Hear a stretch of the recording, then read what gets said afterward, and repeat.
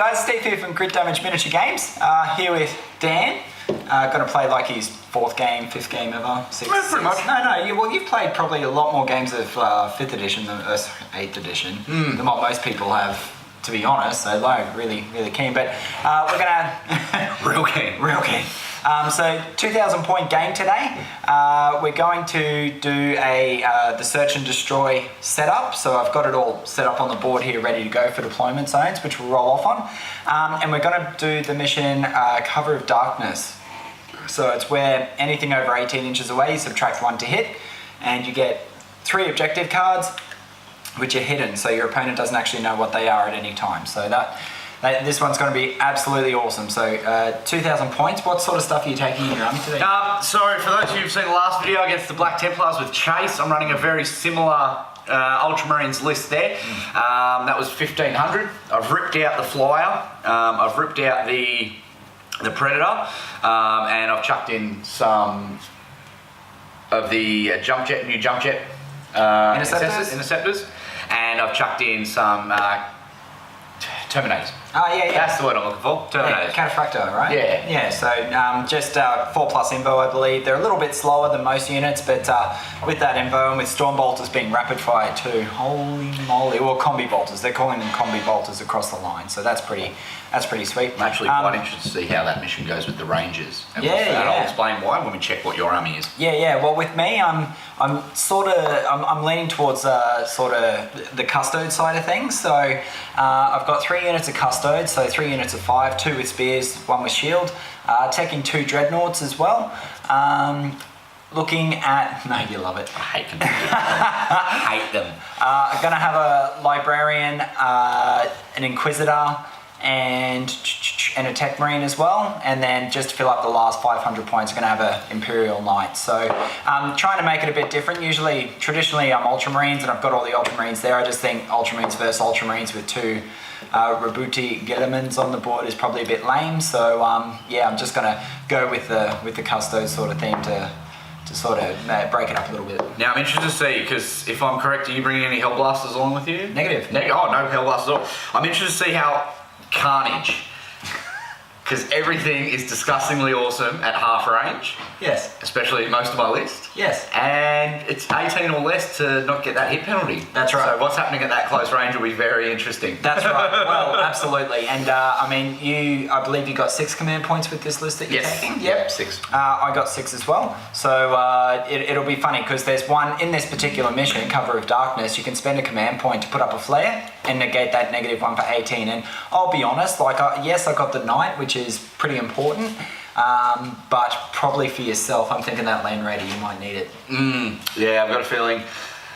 We put Robert Gilliman up against the Knight last game you only played, a bit of a scratch game. Geez, and he just he turned into a Emperor's Sword missile and killed it in 1 round of combat. Wiped it out with all those. He rolled like 3 6s, and all those mortal wounds came through, and my Knight just fell over. Yeah. But do you know how Robo Jellyman died last game? He decided to do the same thing to my Contemptor Dreadnought. I rolled a 6 and it blew up, and it took his last 2 wounds off him, mortal wounds. Boom, gone. And he didn't come back alive. It was he really did. Turning point in the game, guys. With a reroll. It was funny. Yeah. But otherwise, guys, yeah, absolutely. It's 2,000 point game. We'll do reviews at the end of each turn, or anything super amazing. We'll record some of those dice rolls and see what that looks like. But super keen to get into it. So we'll get back to you in a second. See you on the flip side. Alright guys, so looking at the board, just give you a bit of an overview of what it all looks like. So a few buildings, landing pad, crates, all the gear. Now in the middle where this dice is, that represents the center. I got to choose deployment zone, so I ended up with this quarter here, which the reason why I chose it, just so that there's that big wall in the middle that'll sort of help me against Hellblaster fire, and I can choose one side or the other to sort of strong arm a bit. And then Dan's obviously got this side with his whole army, so I can see that there's like an intercessor squad probably looking for a quick objective grab. So yeah, we got all the tactical objective cards as well, so just depending on how it all works and what sort of cards we get sort of determines where we're running for. All of the objectives, so if we have a look here, we got number 6. Over here we got number 2, Number 5 over here. Number 1 in here. Number 1, you probably can't see it. Number 3 for the barrel over there. And number 4 here. So we sort of keep our objective cards hidden from each other so we don't know what we have. And we're going to kick off with turn 1. See how we roll. Survival. Alright Dan, you just had your turn mate, take us through it. Okay, so obviously you and your Custode army pushed up nice and early.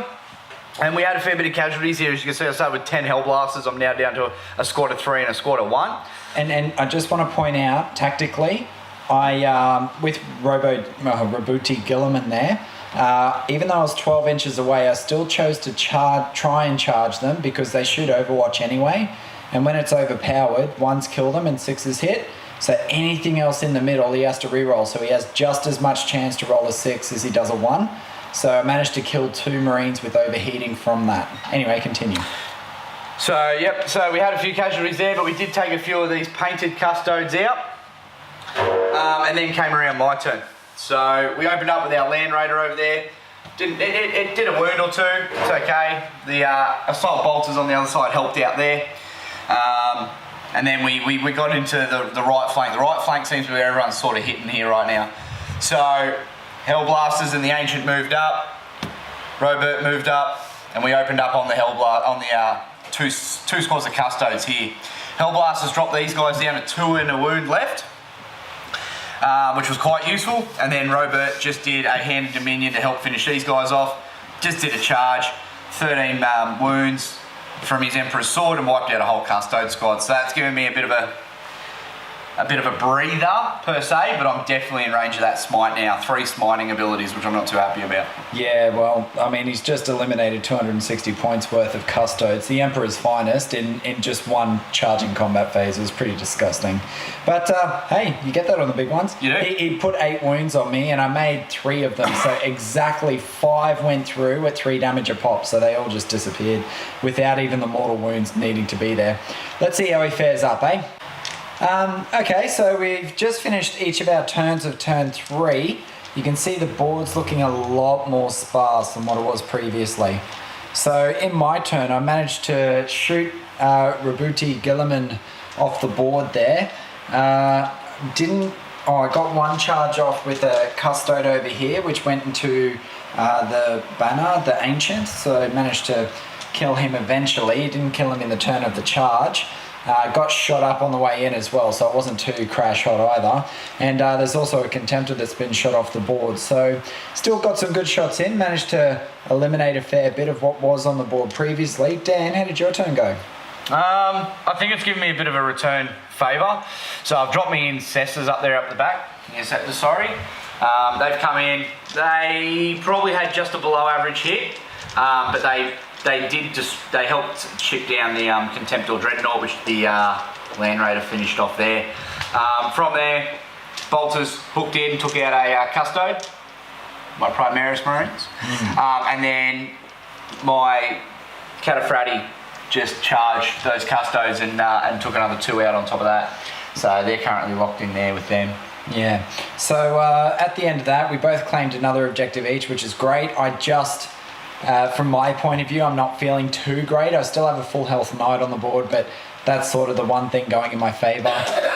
Beyond that, it's all Dan in my opinion, but we'll just see how it all goes. Yeah, I think it's. I'm feeling confident with a fully laden Land Raider on the table, but I'm interested to see what happens with my Terminators this round. Yeah, we'll see how it rolls. Anyway, we'll get back to you at the end of turn 4. Alright guys, so we've just finished up at the end of turn 4. So we've managed to sort of, with a few smites into the Cataphractii Terminators, they sort of disappeared. The Knight charged in just to sort of help out with what was happening there. There was a bit of shooting into the Intercessors over here as well, which managed to evaporate. And the Custodes held out for a little bit longer, which is all good. Following up with Dan's turn, he just wanted to see what the las cannons did before he conceded, basically. So, and after rolling four dice for las cannons, 3 hit, 3 wounded, I managed to pass 2 imbos. So he got 1 shot through, and he rolled a 1 for damage. So it wasn't, yeah, he didn't like that. Useless. Don't. Motto of the story: don't take Land Raiders. I don't know.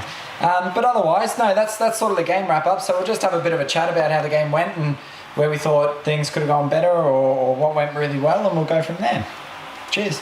Hey guys, so we pretty much just finished up the game for 40k. Yay, Dan, Ultramarines. Pretty much just to sum it up, I won. We didn't end up counting the VPs at the end because it sort of got to the point where it's like, I've only got a Land Raider and 3 guys left on the board, I think. So yeah, and mind you, the Land Raider was untouched. Correct. I had Big Game Hunter as one of my objectives, so if I could kill the Land Raider that turn, it had over 10 wounds, I could have got another VP, secretly hoping. But otherwise, Dan, sort of take us through sort of what happened, your tactics, what you're thinking. Alright, so as Steve knows, I've been working on my list with some of the other guys from Crit Damage here for the last few weeks since 8th came out, sort of getting my grip around the game, getting what I like, stuff like that. Look, I'm on my way. Hellblasters, the novelty's slowly wearing off on them. They'll win you the game or they'll lose you the game. They went with old Jellyman down at the right hand side here, and they just didn't roll as well as they thought. Maybe that was my GW dice that for some reason has the Ultramarine symbol as the 1. I don't know. A little bit jaded about that. I'm just gonna put it out there. I don't think they rolled terribly. No, they were actually pretty good. I just think their opportunities weren't. I tried to minimise the opportunities they had because I've seen them to full effect. Losing 110 points on the second round of shooting on the first turn hurt me dreadnought. Yeah. Like 2 psychers in, dead. We haven't even reached the shooting phase yet. Yeah, so in the psychic phase, I had 2 librarians and an inquisitor, a psychic one, and I managed to roll a 10 on smite, and the dreadnought was the closest unit, and I rolled a 5 straight up, so 5 mortal wounds. That's going to devastate anything. So because they carry over, I mean, if it was a normal unit, would have carried over. That would have been 2 Hellblasters and a half, alternatively. But for it to be on a dreadnought, it's like, and then I did another smite, and I did another 3 wounds, took it off the board. It kind of destroyed my whole plan of running that dreadnought and Robert together into that melee phase, because obviously with a flamer and the combi weapon, that dreadnought becomes dangerous.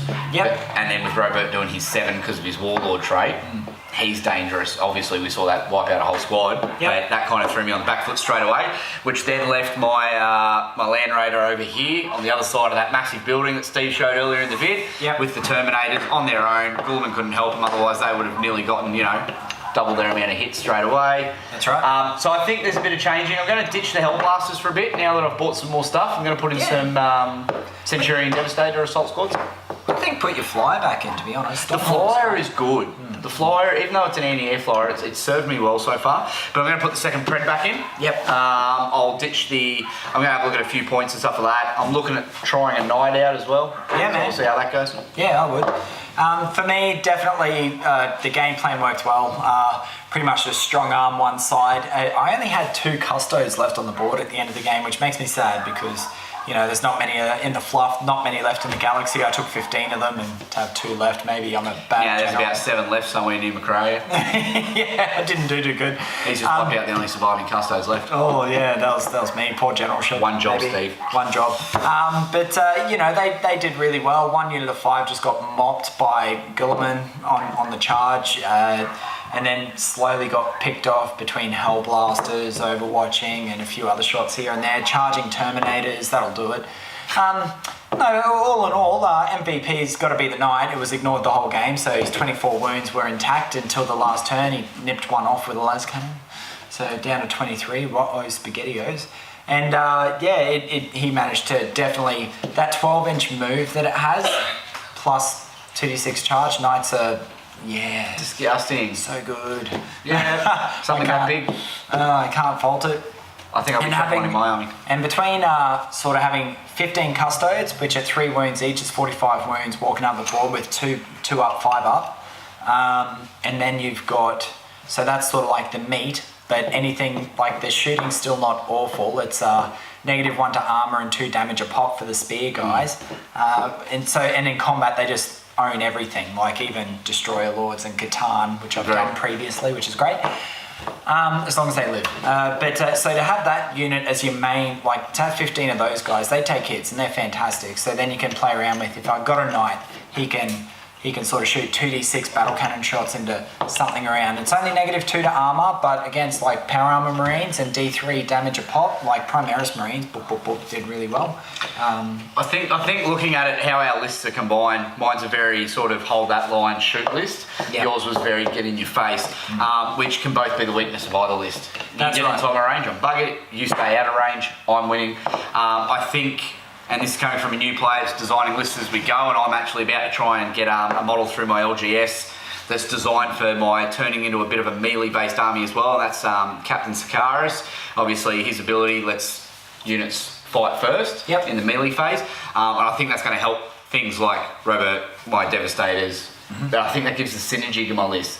I think with your 3 Psychers, that gives your list its synergy because you took those Invo saves off me. And that's the other side that I was going to talk about, taking 3 Psychers and they're doing smites each turn. Each turn you got 3 smites happening. Oh, devastating. And if you happen to roll that 10 or 11 like I did once, it's D6 mortal wounds is crazy. Save one of your command points for a reroll for that.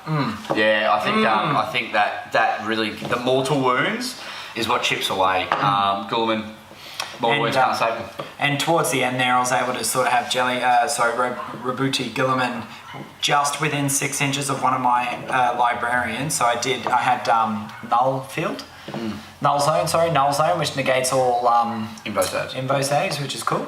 All of them, even friendly players, but that's fine. But I had it prepared because Rabuti Guilliman's on such a large base. I only nipped one end, and my Custodes were going to charge the other and get some attacks as well. So it was all sort of working in the favour, and just with pre-measuring, just making sure that it all worked. Last thing from me is a bit of a tip player for guys getting into 8th edition with new lists. I tried something different. I was like, how am I going to get the maximum out of my list? Normally I run a very, very strong, heavy-hitting list, and those who watch my X-Wing videos with crit damage will know I do the same with my X-Wing. I roll a lot of red dice, and I'm a very aggressive player. It's how I am on this game as well. It's just me. I stripped my land raider down this time.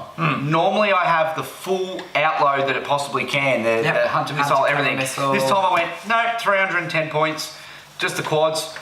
Oh, mate, on the top, so I don't have to put the turret back on, and just me heavy bolter. Instead of having a 370 fucking point land raider, I had a 310. So it gave me points to put other places in my army, which was really good. I think, guys, keep an eye out for the Primaris Marines, the Intercessors. I think in the Codex for the Marines we might see them go to 5 to 10, and I think so for 100 points. Attack squads will become non-existent for the Space Marines. It was a discussion point. The only time you'd really take Tactical Marines over the Intercessors is if you wanted that special weapon in the squad. So right now, at the moment, when you take an Intercessor squad, it's just 5 guys, 5 shots. 100 points, but minus 1 AP in any game, like in anything like this, is amazing. Even shooting Terminators at -1 AP, all of a sudden they're 3+. It's like, oh well, 50% of the dice now. That's 2/3 you're passing, but 3+. Oh, if you get enough shots, that's actually really important. And at 30-inch range. Rapid fire at 15 inches. I'm almost inclined to take 2 to 3 units every single time when I play my Ultramarines. So. They're good for a bit of fluff, just to get that spider web on the board. I caught an objective outside here just by pushing them out, and they were on the other side of the container. Promethean case in their eyesight, bang, good to go. They're that good. Just get them in, and I think once the Marines get their floating fortress and can move them around the battlefield a bit faster, I think that's going to be a bit useful. But those Incessors, I'm for 230 points, 225 points. Yeah, Interceptors, sorry. I'm umming and ahhing. My view on them, they're throwing shit ton of dice. They are doing that damage. Their charge ability's good. I'm yet to use it yet, but I want to. I think for 3 of them though, you can boost the squad a bit more if you want to, but I think for 3, for what they are, you've got to be ready to lose them. You've got to sacrifice them. Last week's game, me and Steve did just for the fun of it. Brilliant. They got in. They got me the command point. The VP point. They captured and they put some heavy wounds on the Liberian Warlord that turn. That's this right. turn they didn't. I haven't seen them do much. I'll be honest. Last game was pretty cool. Don't get me wrong. But all in all, with the Interceptors dropping in 9 inches away, over 9 inches away, 18-inch range. I think for them you need to use them as a really mobile, heavy fire base. So you have them behind a piece of terrain, singling out that one unit, and then trying to like minimize the repercussion as possible. As long as you get your shots off, try and minimize what you can. I think tying in with that, they're very good for drawing attention. Just like a bunch of attack marines in a drop pod. If you just put them behind your enemy, all of a sudden they can't go as far forward as they wanted to. So if they're trying to get that command out of that VP point in the opponent's start line or going for an objective that's up this end of the board, you've suddenly got to turn around and worry about that. The 18 dice for 3 troops coming from behind you. Yeah. So they're a very good diversionary tactic. Hopefully though, from me, as my final point, most LGSs should be releasing individual characters and the new Marines this Saturday. So my plan will be to go in tomorrow to our LGS. I'll grab a set, I'll Ultramarine the hell out of them, and we'll get some rules on them, and we'll chuck them on a board and play test them and see how they go. So you guys can decide what you want. And who knows? I've spent a lot of time painting my Ultramarine, so hopefully I can get the opportunity to use those against someone who doesn't take. And next time we're going to have an Ultramarine. Ultramarine arena. Oh, Freeblade. Freeblade, Ultramarine, Freeblade coming in. Yeah. Anyway, we'll catch you later, guys. Any questions, any comments, please put it below. If you have anything you want to see, like as far as setups go, we've got a lot of races, please do. Please subscribe. Also, on a side note, in future videos, you should see the campaign of, is it Kronos? Chronor. So we got a lot of give through Realms of Magic and Miniatures around Chronor and running a campaign for that. So we should be shooting a lot more games. So yeah, it'll be absolutely awesome. We got all the setups for it, and hopefully we can run a whole campaign and you guys can follow it through on our channel. And we'll see the Ultramarines come through on top. Mine. See ya. Bye guys.